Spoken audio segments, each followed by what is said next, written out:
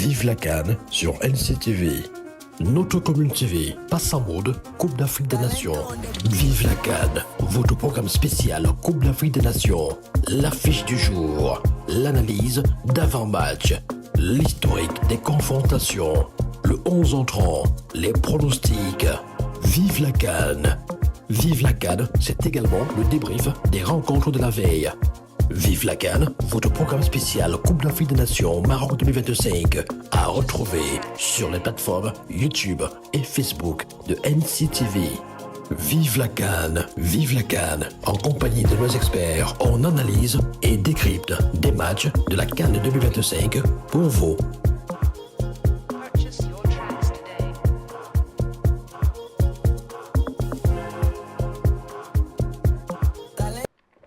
Côte d'Ivoire ce 28 décembre 2025, ce sera la 18e confrontation dans l'histoire de ces deux nations. On en parle dans cette émission et surtout on va essayer de ressortir les clés pour battre la Côte d'Ivoire. On va également revenir sur la conférence de presse d'avant-match de David Pagou et de Brian Momo. Que retenir de cette conférence de presse? On va s'intéresser aux affiches pressées dans ce jour. Justement, on va parler notamment de l'Angola, Zimbabwe, un but partout. L'Angola, toujours pas de victoire dans cette Coupe d'Afrique des Nations. Égypte 1, Afrique du Sud 0. Jusqu'au bout du suspense. La Zambie et les Comores font match nul, 0 but partout. Deuxième nul pour les Chipolopolos de Zambie. Toujours pas de victoire non plus. Maroc 1, Mali 1. C'était un match haletant, intense, jusqu'au bout de la nuit. Est-ce que le Maroc est toujours favori, d'après vous, selon le jeu que vous avez observé? Et quelques petites lacunes aussi. On en parle avec nos experts. Vive la CAN, épisode 4, saison 1. Bienvenue. Allez, tout de suite, on va présenter nos panélistes de ce jour. À ma droite, il s'appelle Franck. Franck sans C. Franck avec un K. Franck Lima. C'est un fait limier de l'analyse sportive et du journalisme sportif également au Cameroun. Il est directeur de publication de LF Sport, c'est ça? Bonsoir, bonjour Franck. Bonjour Yannick, bonjour également à mon co-discutant dont tu auras le plaisir de présenter. Bonjour également à vos milliers d'internautes, d'auditeurs, de téléspectateurs et d'abonnés sur vos différentes plateformes digitales. Franck Lima, c'est mon nom, directeur de publication de LS Sport International. C'est un média en ligne, un média qui valorise le sport et le sportif camerounais. Très heureux d'être parmi vous et j'ose croire que l'émission sera à la hauteur et voilà, aux attentes également du public. On aura l'occasion d'évoquer donc une panoplie d'actualités autour de la CAN 2025. Tiens, on va même parler aussi, pourquoi pas, du pari de Francis Ganon qui mise beaucoup de millions de francs CFA sur les Lions pour la victoire finale. Vous y croyez, vous? On en parle dans cette émission, mais est-ce que vous y croyez quand même? Victoire finale. En tant que Camerounais, je crois que le Cameroun ira très loin dans cette compétition. Ça, c'est le fan qui parle. Mais prêt à parier? Non, je ne pense pas. Voilà. Allez, à ma gauche, je parie qu'il est prêt à parier. Il s'appelle Roméo Ngoula. Voilà, c'est un patriote invétéré. Bonjour Roméo. Bonjour Renaud et bonjour à Franck également. Bonjour à nos millions de téléspectateurs, d'internautes également et tous ceux qui aiment bien cette émission depuis le début de cette CAN 2025 au Maroc. Voilà. Alors, vous avez aussi entendu cette affaire sur Van Nistelrooy qui, par exemple, au départ, il a parlé de la Côte d'Ivoire, de soutien à la Côte d'Ivoire, mais par la suite, une vidéo... Mais moi, j'ai compris dès le départ que c'était un buzz. Je ne sais pas pourquoi les gens se sont acharnés sur lui, pourquoi il supporte la Côte d'Ivoire et tout. Et les gens, dès le départ, dès que j'ai vu cette vidéo, j'ai compris. Et ce matin, quand il a dit, j'ai publié tout à l'heure la chanson de soutien pour la Côte d'Ivoire, j'étais persuadé que c'était une chanson de soutien pour le Cameroun. Donc, directement, j'ai compris qu'il a mené un peu les gens en bateau. Et c'est un peu ça, les artistes, c'est un peu ça le buzz. Donc, tout le monde était scotché, on attendait cette chanson-là.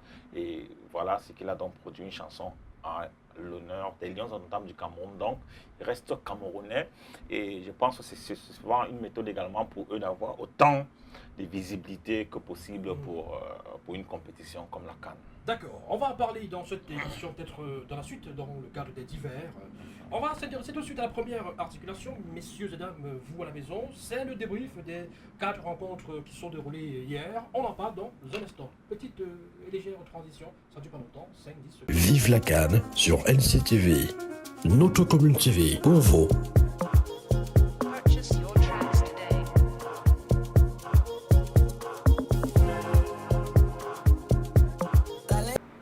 Et voilà, nous sommes de retour, justement. On parle de cette affiche, de ces affiches d'hier, donc de ce 26 décembre 2025, avec notamment Angola, Zimbabwe. Alors, toujours pas de victoire, hein, Franck Lima, pour les Palancas Negras, qui sont sur une série de 2 matchs nuls, parce que en première journée, c'était une défaite, il me semble. Voilà, les Palancas Negras, toujours pas de victoire. Première défaite contre l'Afrique du Sud. Ouais, c'est une équipe qui a très mal abordé sa compétition de Coupe d'Afrique des Nations face à l'Afrique du Sud à la première journée et qui a perdu sur un score de 2-1.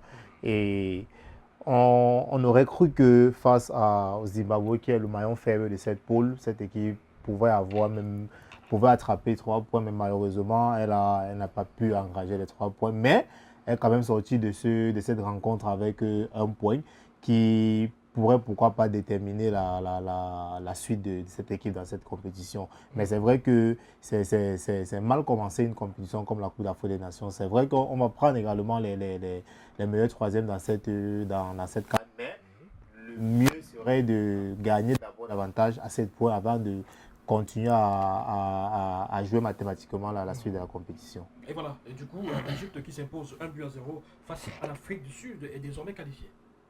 Oui, l'Égypte qui a donc arraché sa qualification devant l'Afrique du Sud. Il faut dire que c'était déjà une rencontre déterminante pour cette poule et 2, je dirais, favoris, selon moi, de cette compétition-là, donc, qui s'affrontaient.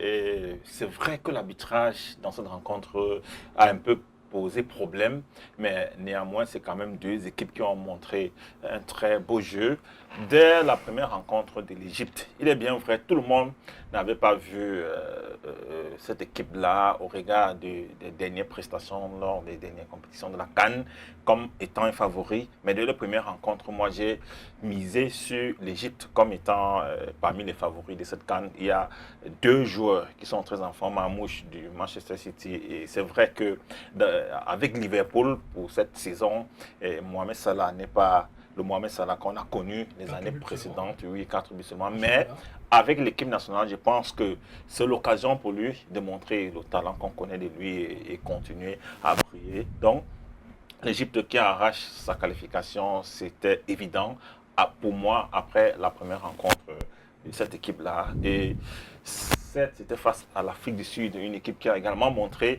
de très bonnes choses lors de la première rencontre, notamment face à l'Angola, comme on l'évoquait tout à l'heure. Oui, et l'Afrique du Sud qui faisait partie également des favoris, mais qui reste quand même parmi les favoris malgré cette défaite face à l'Égypte. Donc, voilà.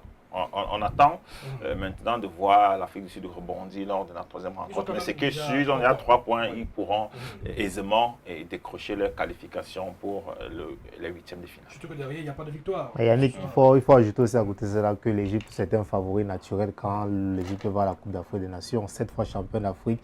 Ce palmarès rend l'Égypte. Il y a l'Égypte et le Cameroun, même si aujourd'hui on peine à retrouver nos grandes classes. Mais il faut noter que ce sont les favoris potentiels naturels à cause de leur grâce au temps, grâce à leur parcours glorieux et leur CV. Même si sur les dernières années, c'est pas toujours ça, parce que l'Égypte, il faut se rappeler qu'en 2024, du côté de la Côte d'Ivoire, c'est d'abord en phase de poule 3 matchs nuls, 2 buts partout à 3 reprises, une 2e place avec 3 points derrière le Cap-Vert. L'Égypte se fait sortir dès le 8e de finale par la RDC. C'est souvent compliqué, alors que l'Égypte en 2022 au Cameroun, c'était quand même une finale face au Sénégal. C'est passé juste à côté comme ça, là. Ils auraient pu également remporter. Alors, Franck Lima, Roméo a évoqué des problèmes d'arbitrage dans ce match Égypte contre Afrique du Sud. Est-ce que vous pensez que l'Égypte a été favorisée par l'arbitrage? Est-ce qu'il y a des faits de jeu où l'arbitre aurait pu peut-être défavoriser davantage l'Égypte, qui a quand même eu un carton rouge?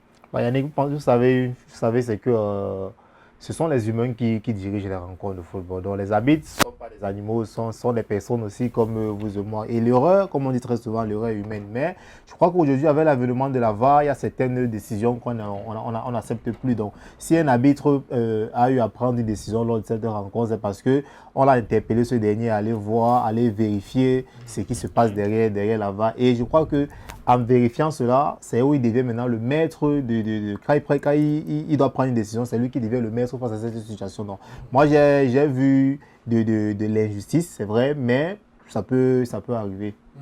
D'accord. L'Égypte, donc, qui sera fixée sur son adversaire des huitièmes de finale lors de la troisième journée. L'Égypte va affronter, pour la troisième journée, va affronter qui va affronter l'Angola. Et pendant ce temps, l'Afrique du Sud va affronter le Zimbabwe. Voilà, on espère que ce sera du très beau football. Mohamed Salah, 2 buts déjà dans la compétition. Voilà, est-ce qu'il peut faire une bonne canne? Contrairement à... Est-ce qu'il est affûté pour aller remporter cette canne? Je disais sur un plateau dont je ne vais pas citer le nom du média que, vous savez, la Coupe d'Afrique des Nations, ou bien la sélection nationale, c'est quelque chose qui est de cher pour une nation. Donc, ça veut dire en clair que quand un joueur qui est en club est peut-être en méforme, quand il arrive en sélection nationale, il a tout le pays qui le soutient. Donc, il est obligé de se relancer à travers la sélection pour pouvoir aller de l'avant dans son club. Donc, une chose est sûre, Mohamed Salah, avec le temps qu'il aura pendant cette Coupe d'Afrique des Nations, pourra pourquoi pas mettre le grand Salah qu'on a eu à connaître les années d'attente. D'accord. Je voulais juste ajouter quelques qu'il secondes. est leader. Oui. Déjà, il faut savoir qu'il est leader de son équipe. Et le fait qu'il n'a pas commencé la saison en forme, il a à cœur de pouvoir se rattraper avec l'équipe nationale égyptienne. Donc je pense que pour cela, il va pouvoir montrer autre chose, même ne serait-ce que pour Liverpool, où il a eu quelques difficultés avant d'aller à cette CAN. Et il peut compter également sur les millions de sporteurs égyptiens pour pouvoir faire une très bonne CAN. C'est différent quand on a des millions de patriotes, de compatriotes derrière soi, voilà, contrairement à ce qui se passe en club. Allez, la troisième rencontre, c'était celle de la Zambie contre les Comores. 0 but partout. Il me semble que c'est le premier 0-0 de cette CAN. Tout à fait. Dans toutes les autres rencontres, il y a eu des buts. Mais avec Zambie, Comores, 0 but partout. La Zambie n'y arrive toujours pas. Toujours pas de but. Toujours pas de but, toujours Non, pas de marqué de but contre le Mali. Mais toujours si pas on de, dit que c'est le de 0-0, victoire. le Oui. premier 0-0, ça veut dire que forcément, toutes les équipes ont déjà inscrit au moins un but. Donc, c'est un peu compliqué. Il y a eu au moins un but dans toutes les autres rencontres parce Tout à qu'il y a des fait. équipes qui n'encaissent que des buts. Tout à fait. Donc, c'est un peu compliqué pour les Zambiens. Dans cette Coupe d'Afrique, le départ est un peu difficile. Il est bien vrai que depuis leur victoire à la CAN, c'était une victoire un peu surprise. Mais après, depuis, on n'arrive plus à retrouver cette équipe-là qui jouait un football très collectif avec Everena. Ouais. Et depuis, on n'arrive pas à retrouver la même équipe lors des différentes compétitions de la CAN. Il est bien vrai, ils arrivent toujours à arracher leur qualification. Ils participent, mais c'est difficile maintenant pour la Zambie de passer Et ils au ont moins terminé le premier tour. en tête de leur poule. De devant leur la poule Côte dans les d'Ivoire. qualifications, Oui, oui. pour la CAN. Pour la CAN, tout à Bah, fait. Mais au niveau de la compétition, depuis pratiquement 2 à 3 CAN, on n'arrive pas à retrouver cette équipe de la Zambie qui nous avait montré un très beau football en 2012. On espère qu'avec leur troisième rencontre, ils vont au moins arracher leur qualification pour le second tour. Et je pense que c'est possible, même avec un match nul. C'est vrai qu'avec le match nul, ils seront peut-être à 2 points. Ça serait très difficile pour terminer en tête. Donc ça serait très, très compliqué pour la Zambie de pouvoir décrocher une qualification en huitième de finale. Et ça ne serait que la conséquence des différentes participations de la Zambie depuis pas mal de temps dans cette compétition. Ils n'arrivent plus à traverser cette phase. D'accord. Alors, Franck, Maroc 1, Mali 1, c'était la rencontre phare de cette, je veux dire, de ce vendredi soir.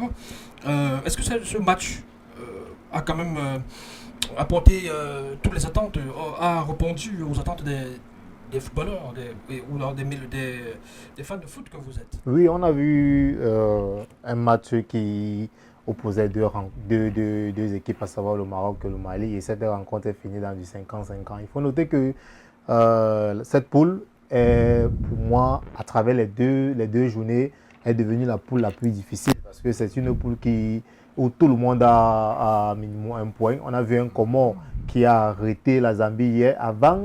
Lors de la première journée, le Comore a tout de même arrêté le Maroc dès la première mi-temps. C'est vrai que la rencontre est finie 2-0, mais c'est une équipe qui ne s'est pas laissée faire, qui ne s'est pas laissée marcher sur elle. Et elle a rebondi face à la Zambie. Ça veut dire en clair que c'est une poule qui est assez difficile. Et je crois même que une des équipes sortira parmi les meilleurs troisièmes pour aller en huitième de finale. Parce qu'il faut noter que on a vu une rencontre qui opposait, comme je disais en début de mes propos, le Maroc et le Mali.